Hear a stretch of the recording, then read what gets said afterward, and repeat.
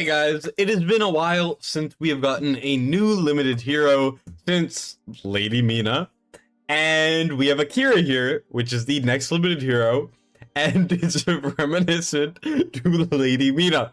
So here we have Akira, which is a very solid hero, very Matrix specialized, and we're going to be going through her. I'm going to be showing her off, of course. And I'm just going to say right now that she is pretty damn good at what she is good at. Akira, as you can see, is the mechanical girl. This is her name now. She is part of the Northerner and Piercer factions, and her animation is very cool. I'm not going to play any of the audio because sometimes playing trailer audio actually flags my videos, and I don't want to do that. So here you can see we got a fight scene with Setram, and they actually kind of cooked with this animation. There we get part of her kit, which is generating clones, and well, she's pretty cool. As you can see, I don't really know what to say about it. It's just cool, and bam, there we go. Akira is coming pretty soon. So she has AoE physical attack, range boost, anti-air, stat-wise, also range, normal marksman range. She has about, oh, not there. She has about 11,000 HP. She has about 4,000 attack. This is actually okay because not only does she do AoE damage, she also has clones, which do their own source of damage, which is pretty good. In terms of attack speed, she's about 3 seconds, which is a little longer than usual, but that's a-okay. And then normal rage stats down there. Going into the kit, we start with the talent. This is the main part of her kit. She immediately gains 1 phantom. This is where her kit kind of revolves around, very similar to Pierre as well. Basically, she starts with 1 on deployment, and these things have an initial deployment cost of 12. They're similar to Elowen's Wood Elf and Pierre's Summon. She gains, it gains its own cost, and it reduces that cost by 1 every 3 seconds while in the deployment bar. So if you can't play it, you can play it later. Now, when deployed, it's going to inherit 100% of the hero's attributes and basic attack. After 15 seconds, it's going to remove itself. This is something that you place, and it only lasts for 15 seconds. Now, if the hero is about to die, about to take fatal damage, it's going to immediately trigger the removal of the clone, and the hero becomes immune to damage for 3 seconds. This is really, really good, right? So if you're in Matrix, which she's a specialist for, you're going to be able to actually keep her alive a little bit easier because of this, which is very nice. Now, she's also going to gain another phantom every 60 seconds. When the hero or the phantom kills an enemy, it's going to reduce the cooldown by 1 second up to a maximum reduction of 30 seconds before gaining the next phantom. So you get it after 30 seconds if she's killing stuff in, for example, you guessed it, Matrix, right? Now, only 1 phantom can exist at a time. You cannot just spam these things over and over again. And when the phantom is deployed, it's going to increase it and the hero's attack by 15%. When you place it down, both of them get stronger. So you're going to want to place them down frequently. And their damage has a 10% chance to inflict Winter's Bite on enemies for 5 seconds. During the hero's ultimate, the phantom can also trigger Missile Barrage, which is going to be a different ability we'll get to. Basically, she has a clone, another summon, and that's what her kit revolves around. Basic attack, she's going to randomly deal 50% AoE damage to enemies in range 3 times, hitting up to 5 enemies each time. Very, very cool attack there. Starting with the first passive, during the ultimate, continuously deals 30% damage to random enemies in range, and this damage is doubled to enemies with Winter's Bite or Freeze. The more enemies in the attack range, the higher the trigger frequency. So, not only is this something that is very beneficial in Matrix because it hits multiple people, or at least it hits often, not only does it do more damage to CC'd units, it also is only in the ultimate, which once again for Matrix, you want it to be only in the ultimate. So that's very good. Second passive, we have each attack launched by the hero restores 1% rage. When the hero has a shield, each attack restores an extra 1% rage and applies rage regen to adjacent allies. That's really good. Now, it's going to be 2%, which is insane.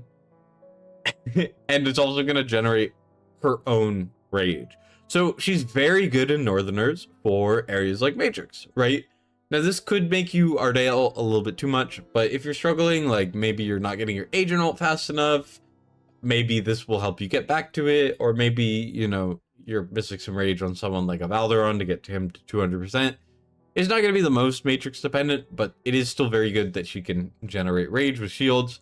And even outside of Matrix, if you have Northerners, she's going to be a good rage regener.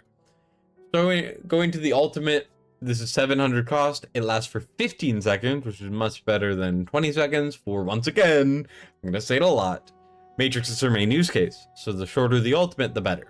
So not only are her clones only 15 seconds, which is great for Matrix, so is her ult. So she's going to build less stacks, and a lot of her damage is also during the ult. So she's going to do less stacks in between. She's literally a Mina replacement. During the ultimate, reduces the hero's attack interval by 40%. Basic attacks have an increased damage range, can hit 3 additional targets, and their damage against enemies with Winter's Bite or Freeze is basically doubled. So, summons clones, you can place the clones whenever, more damage during the ultimate, tons of damage to Winter's Bite or Freeze. This also goes onto the minions as well, and some rage regen. Going into the Awakening, she is a limited, which means that to summon Awakenings, it is incredibly difficult, but that means that if you're sitting on unpolished soulstones, maybe she's worth it if you need.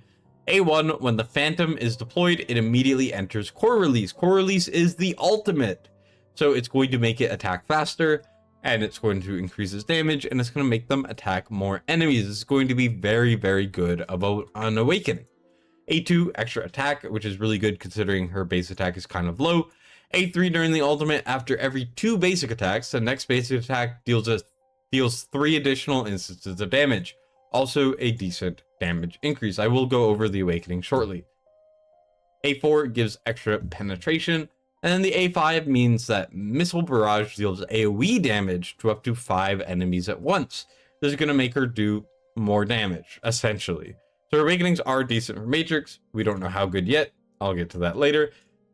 But there you go, that is the kit. Build-wise, Akira is going to be in Soulbound. I do have flat attack on all of the pieces. I tried not to make it too strong, but I still wanted to add like some Dark Falls and stuff to get a good representation. Matrix stuff is always going to be kind of endgame, but she does also have an exclusive artifact here, which increases AoE damage by 30% after the hero deals damage to the target inflicted with Winter's Bite or Freeze, increases attack by 8% for 10 seconds. So, with that being said, let's get into Akira. That sounds so wrong. You get what I mean. Now, while she is a Matrix specialist, I do want to go over to Gear Raid 3 and kind of talk about her a little bit, because, well, she is actually quite usable here. As you can see, we do have a couple Awakenings on this team, and I built stuff like Allura very well, just because I don't want to have to deal with that side necessarily. But for the most part, you saw the gear, and she's actually going to clear the left side on her own.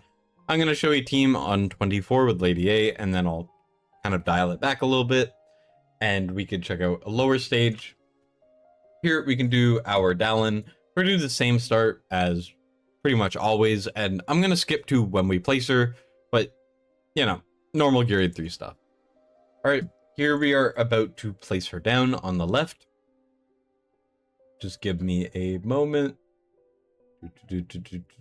And as soon as she raises her spear, we can place her on the left. So she does AoE damage, and the clones will actually either help us here on the left, probably not, but it's something you could do. Maybe if Silas dies, I could place her in the middle, or the main thing, if you need help clearing the right, maybe on a lower stage, especially maybe you don't have Iovar on your account, you could place her down and she'll actually help on the left and the right. Or you could even face it up and she'll help clear some minions with her little summon thing, right? So that's all things you can do. Here we're going to place down Airless here on the left though. I am going to click her ultimate. Her ultimate comes back decently fast, so we do want to get that out of the way. And we will have to clear the right enemy. Now, most likely I will need to place Iovar. I tried it for 24. She's just not strong enough, unfortunately. But here, she should clear the left. So the first ult was always weaker for some reason. I'm not sure why. I don't really understand the part in the kit. If anyone knows, let me know. But she definitely does more damage later, which is interesting. Here, we're going to have the minion start to go through. I can place down the minion here just to kind of show it off. She does CC.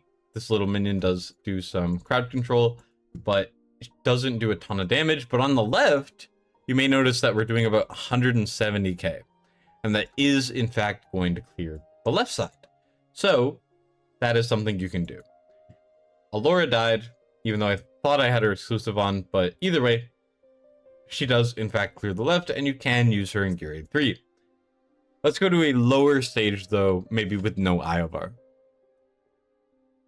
Now we're on to stage 22, no Power of Dominance, of course, and I have an epic Lord on this team. So here we're going to do the same start, pretty much, but I'm going to change a couple things once we place her. Once again, I'll get back to that, and we'll show her off. All right, here we are. I just placed her down. I'm actually going to consider selling Silas because he's doing too much damage, and we're going to kill the boss a little bit too fast. Either way, we can click her ultimate. I can place her here. She can start to have her clone hit some of the enemies, just kind of helping in the middle, or on the right. So I'll place her on the right for the big group of enemies. Alora should be fine to clear it on her own. It's 22, so it's a bit more manageable. As you can see, they're going to come out. We can click the ultimate. Once she kills a couple enemies, we're actually going to sell it right here. And then hopefully the clone can come back and we could use it to help kill these guys over here. Here, we could put down Silas if needed. The clone's not coming. And here we go. So now we can place her down and she's going to slow them down a little bit. And right there, that freeze is so clutch. And we actually managed to kill it. So that's something you can do there if you need that extra freeze. Maybe you can put it on this tile and still have your Alora up there trying to help out. There's a lot of things you can do. There's a lot of flexibility. For 24, she does clear the left side, but I don't know if I would really consider her like really good in 24, but anything below, you could cook up some weird and wacky strats. And while I'm not going to dive too much into it to like all of the ins and outs of strategies related to this, I do think that she is quite good in Gear Aid 3. Now we get to the main meat of the video, which is going to be Matrix. Matrix team, I essentially just replaced Lubu with Akira, more or less, because, well, Lubu generates a lot of stacks. Akira generates less stacks, you know, maybe it'll work. I don't know. But basically, this is what we're going to try. And we got our Guan Yu as well. Those are the awakenings. Some of these awakenings, like the Somi A5, won't actually be too impactful. I just have it because it makes it more consistent, and it makes it so I'm not going to claw my eyes out when my Ardea dies. Because hopefully the idea is Ardea won't die with an A5 to Somi. So here we're going to go in. We're going to do our Guan Yu on the left. This is, I didn't make a video on my Matrix run yet, but this is the team I'm using, except instead of Lubu, I'm putting Akira. I also swapped Akira's gear. I lowered the attack and I increased the HP so that she wouldn't freaking die. And we can put down pretty much the rest of the unit except for Ardea, who we will be trying to time a little bit. Valderon in the middle. You can put Valderon in the top right if you want. Doesn't really matter too much. We're gonna wait a tiny bit, and then we can place down our Ardea and try to zoom in a little bit.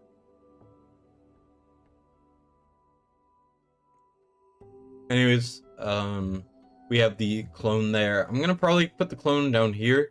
You could put her on the left and she'll actually be able to damage both sides, which is really cool. But for the current placement, because Guan Yu is so detrimental to your team and your stacks, I do still have to place the formation like this, which means that most of the damage is on the left. So I don't actually want to split up the damage at all. That's just the way it is, but you know, we move on. Anyways, we're gonna put down our Akira clone. We can do it right here. Just a little bit earlier so that I actually have time to place. Then we're going to alt with everyone else, alt with Akira, and we're gonna start trying to lower the stacks. The goal here is to get, well, 0 stacks, obviously. We're killing the right side pretty well, we get 0 stacks, and we are going to build up a pretty decent score after. Without Guan Yu Awakenings, it definitely is quite high, if I'm going to be honest, but it is more about the final score than the in-between score. Damage-wise, she's not super high, but she's also not doing any damage in between, so there's that too. Here we're going to get hit. And unfortunately, we're actually going to be slow on the summon because, well, she's not killing anything. So that's a little bit of a part of her kit, which is honestly pretty rough, right? Even if things seem like they're going well, if she just doesn't get that basic attack to proc, you're just not going to spawn anything. And then if you don't spawn anything, you're going to struggle to get the clone for the next phase. So that's just like some stupid RNG that could really impair you. Now, something you could do is you could always ult with her because her ult's pretty short. Maybe you'll be able to get a second one. That's something you could do and something I may start doing. But it does, once again, build the stack too much. And building the stacks is bad. So here we're going to click one, Akira, everyone else. I'm going to Adrian ult now. And as you can see, we are going to clear stuff out pretty fast. But unfortunately, we are a little bit slow on the clone. So we got that going for us. Damage-wise, she's a little above Adrian. Once again, her damage is more burst, which is okay. I'm curious to see how well it does for the later rounds. Here we're going to ult a little bit early and see if she can get her ult back for this focus strike phase type of thing. And then maybe she'll actually get her clone back. I'm actually kind of disappointed about her clone coming back. I really thought it would come back a lot easier and a lot faster, but unfortunately it did not. But the score is still pretty good overall. Getting about 53, 150 stacks is not bad at all. I think I'm going to save her summon here. I don't think it's worth using in between. Here we're gonna have Adrian hit, and then we can place down our summon. I'm still unsure where I should put it, to be completely honest, but I'll put it at the top. We can click the alts. I'm messing up Adrian really bad, so he may die a little bit later, but we should lower the stacks, hopefully. Not as much as I was hoping. Usually around this point on my 100k run with Guan Yu, no Mina, usually I'm getting a little bit of a higher score here, which is a little unfortunate. Adrian is going to die. This is what I'm going to do again. I'm going to run it, but with proper Adrian ults, and I'll let you guys know the score and the damage values at the end. Here I am at about 30 seconds left, almost ending the run. I've basically been doing things the exact same way, and the score is kind of disappointing, to be honest. It's not like absurdly bad or anything. It's a decent score, but for a lot of the awakenings, like the 8-5 Ardea and, you know, the gear that is on most of the heroes and the damage that Akira is doing, I am a little disappointed by the damage output. Now, here we're gonna Adrian ult. Probably could have Akira ulted one more time. We're getting about 90k. Now, this is not bad by any means. It's not terrible. This is a decent score, right? This is a very, very solid score. My only thing is, on an account with less awakenings, A5 Ardea, A0 Guan, A0 Elder, A0 Adrian, A0, or well, A1 Desomi, A2 Airless, I got about 88k. Alright? 88k is about 1,000 less than she did, right? And I used Lubo on the other team, so it's like, is there any unit this amount of damage? Now, don't get me wrong, she's good at lowering the stacks, I still stand by that. But she didn't really do enough damage at A0 to really be used in the higher Matrix teams. So if you're missing units, or maybe you're missing Awakenings, or there's like a unit you need to replace, she'll be quite good at A0 for you. But if you already have a very defined Matrix team, her A0 is not gonna like blow you away or anything. It's still usable, right? 90k is not a bad score, but I'm a little disappointed, and I think a lot of that comes from the fact that when she spawns the clone, she spawns the clone so infrequently, and it changes so much with the RNG that you either have to do one of two things. You either have to spam her ult, so ult twice per cycle, which if you do, you build too many stacks and you either die or you lose your score, like you lower your score, because you want to keep your stacks down, and physical it's already hard enough. Or you just skip out on her clone occasionally. Now her damage without her clone is not the worst by any means. Like, she does some solid damage in her ult, so I don't think her like damage being lower than everyone else is the end of the world. But it's just that clone thing is really disappointing, that it doesn't come back very fast. Now I'm gonna awaken her to the A1, and I'm gonna try a run, and we'll see how that goes. I'm not gonna show most of the run, but I am going to show parts of it. Now with the A1, we are at about Elder levels of damage with about 30 seconds left.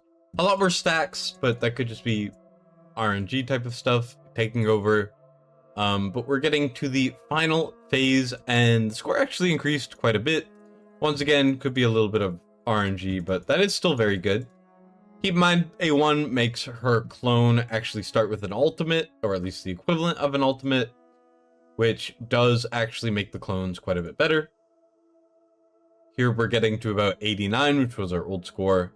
Akira's damage went up, honestly, a lot from that A1. I was not expecting it.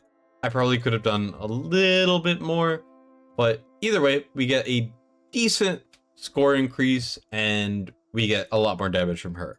So I do think the A1 is quite strong, and does in fact make her a lot better in Matrix. I mean, I don't really know how to describe it. Like, still, you don't need her for high scores at A1. Like, you can do scores around this high with A0 for sure, or even just none at all. But I do still think that she is getting into the meta at this point, like the top meta at A1. Now let's check the other awakenings.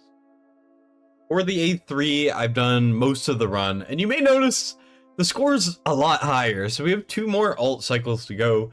This is going to get like at least 95k, I think. The A3, you may judge by the damage being close to Guan Yu and above Estrid, that her A3 actually increases her damage pretty astronomically, if I'm being completely honest. So, with that being said, the A3 is a very good awakening. Now, A3 is kind of hard to get, but that's okay. Anyways, we are going to wait a little bit. We are missing the clone. I will say that the clone has been a lot easier to manage with the A3 because now she's actually killing things a little bit faster, but it still does not like to appear in a good time. Like, I could place it now, but why would I place it now, right? It's just gonna not only build the stacks, which, by the way, the stacks are actually lower than I thought they would be. They're actually quite low. But either way, you know, I still am a little disappointed with the clones, but the clones were a lot better in this run, and her damage overall is substantially better than it was before.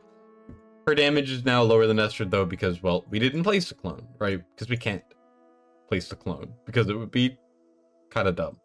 Either way, we're going to place down the clone right now. I'm going to do this, which is going to let us click the ults a little bit sooner. And we're going to absolutely shred. Oh, shoot. Estrid. My bad.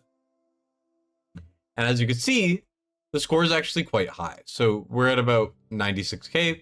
Seems like that is what we are pretty much going to end off at. Actually, no. 97k. So with an A0 Guan Yu, who's also Awakening dependent, we're getting about 97k with an A3 Akira. In my eyes, that's very, very good. That is a 7k increase and a decently large damage increase over what it was before. So while Guan Yu and Ardea are doing more, these two actually have overinflated numbers, and I've definitely seen Estrid's hit like 1 billion pretty easily, but obviously she's taking some of her damage and Estrid's taking some of her damage. Overall, I think that's actually really strong. Pretty strong performance there. Let's go to the A5, and then I'll do a team with an A5 Guan Yu as well, just to see what I can get. Here we are about at the 3-minute mark, which is where the rounds or the silence phases become shorter and shorter. So you end up reaching them a little bit too fast, which is going to make us have to skip certain clone phases, but that's okay. Her damage is a lot better at A5. I mean, it's expected. I knew she'd be good at A5. Her A5 reads pretty solid, but we are making some insane progress. And I do think A3 plus, she's going to be hard meta no matter what. Look at this. Look at how fast these things are dying. When not only her, but her summon are down and ulting, the damage output is kind of nutty, to the point where a big problem with Matrix before was the right side was weaker. And you couldn't put Guan Yu on that side because you'd build too many stacks in between. So it caused problems. My agent died, unfortunately. So maybe I'll maybe I'll be able to actually get back here and fix that. But basically, the problem is the right side was always struggling because you can't put Guan Yu there without building enough stacks. But Akira doesn't really build stacks. So what happens is now you can clear it like nothing, right? So this actually contributes to substantially lower stacks. At this point, I'd be at like 250 usually. And the score really, really benefits. I'm gonna obviously fix the Adrian thing and then try to survive and see what the score is, but just wanted to mention that. Here we are at pretty close to the end. We get the little copy there as well. And the score is not as high, but that is mostly because of different RNG. Her damage is substantially higher, and the score is a little higher. So I do have to preface by saying the scores are not always accurate because there can be RNG changes, there can be timing changes. That's normal. But with the A5, she does very good damage. Ardea, always ulting. Technically, Akira could double her damage if you ulted with her twice per cycle, but I just don't think it's worth it. And then Guan Yu has Execute, which overinflates the score. So technically, this is incredibly good. Now, I do want to try with an A5 Guan Yu. I really cannot overstate how much Guan Yu's awakenings really matter. So I'm going to A5 him. I'm going to do a run, and I'm going to let you guys know what ends up happening. But for the most part, I do think Akira is pretty good for Matrix. I'll talk about my thoughts shortly. Once again, we're at the end of the run. This is with A5 Guan Yu and A5 Akira, and as you can see, first of all, the stacks are incredibly low. We're going to be like below 250 at the end. Generally, you'll see about 290. This is because Akira is a really good stack lowerer. Not only that, Guan Yu does a lot of damage throughout. So, well, what happens is we get this 97k before the final set of ults, which is incredibly good and is going to be by far the highest Matrix score pretty much ever. Now with Mina, back when she was, a lot stronger, you probably could have been able to get a little higher. Actually, I'm not sure. Maybe this is the new highest score ever? No, not quite. It's actually... so now you need 2 A5 units of the new units, and with that you can hit the same score as if you used an A1 of the last limited we had. So 104.6. If you look at the damage numbers are kind of nuts, but this is once again with pretty much everything A5. which does complicate some things. So with that being said, and that Matrix score out of the way, what do I think of Akira? I like her, and I think she's pretty good. Let's go over the pros and cons very quickly. The pros, especially for the Matrix usage, this is going to be mostly talking about Matrix as someone who puts a lot of time into it. I think her really being built for how Matrix is designed, which is basically do a lot of burst and do a lot of nothing else, which is a little bit silly of a way to design it, but either way, she functions quite well. Not only is a minion quite good for dealing damage, so is her basic attacks, right? Extra damage if CC'd, which I don't actually know if applies to Matrix, but either way, I think that burst is really good. Not only that, I think that her clone, the entire thing that her clone does, is very cool and very fun for certain pieces of content. You know, like, for example, in Gear Raid 3, you could probably make some really wacky, fun strategies with Akira, right? I like that. I like that design of the kit. It's very unique, and it leaves a lot to your creativity, which is good. The bad thing, the main thing I really don't like is this Phantom here is inconsistent as hell.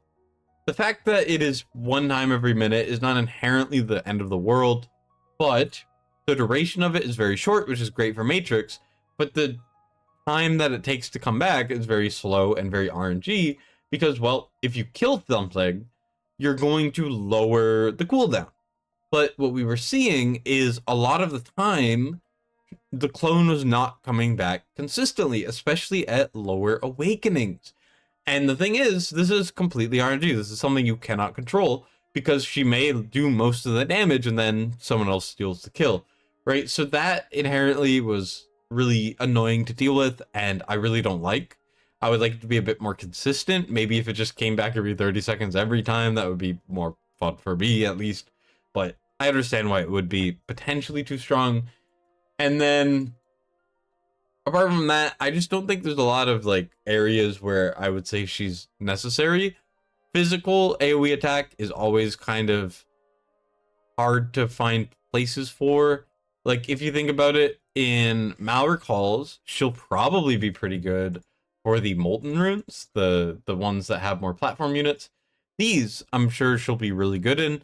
There's a lot of modifiers where it'll be like Abyssal Beholders, 200% more HP, can't be blocked, and they can't take magic damage, and then you literally can't do anything. Akira will clear those like nothing, right? Like, she'll be one of the best units in the game for AoE physical damage as a platform unit.